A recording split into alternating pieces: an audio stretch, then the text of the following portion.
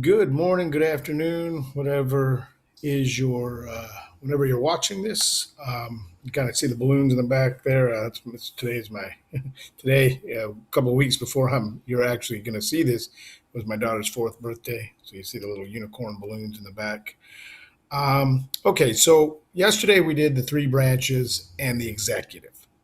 Today, we're actually going to do the most important, at least according to the Constitution, Article 1 of the Constitution, the most important branch of the government is the legislature. Now, over time, the president, because of the media society we live in, where the president is one person, and we kind of live in a celebrity culture, that's gained more power over time, and then the courts have gained more power over time. But the Constitution gave most of the power to the legislative branch. Now, they're supposed to be co-equal, but really the legislative branch has always been the one that had the most power in the Constitution because that is the representative of the people.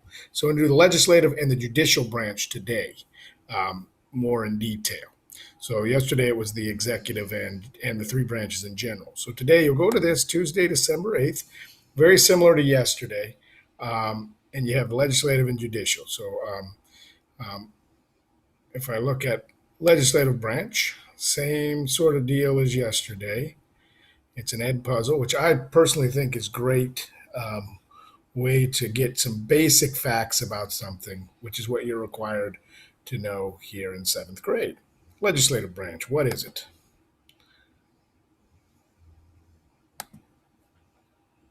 There are three branches of government in the U.S.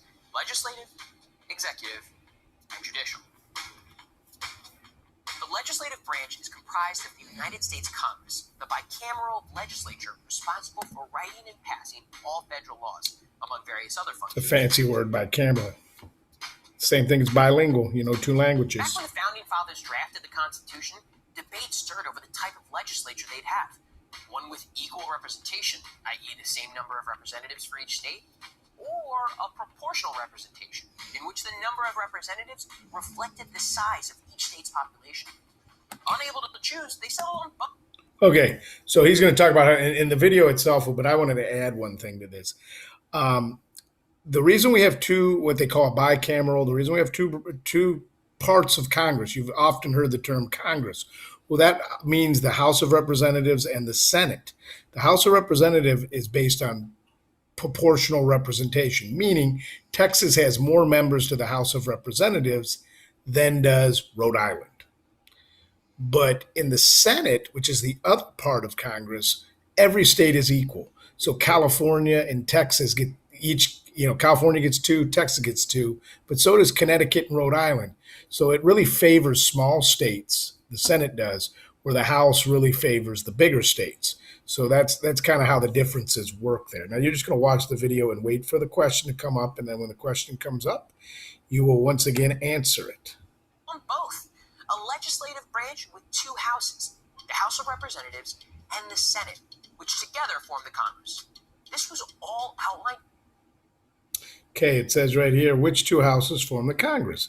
Senate in the House of Representatives, Senate in the Congress, Senate in the Supreme Court, Senate in the presidency.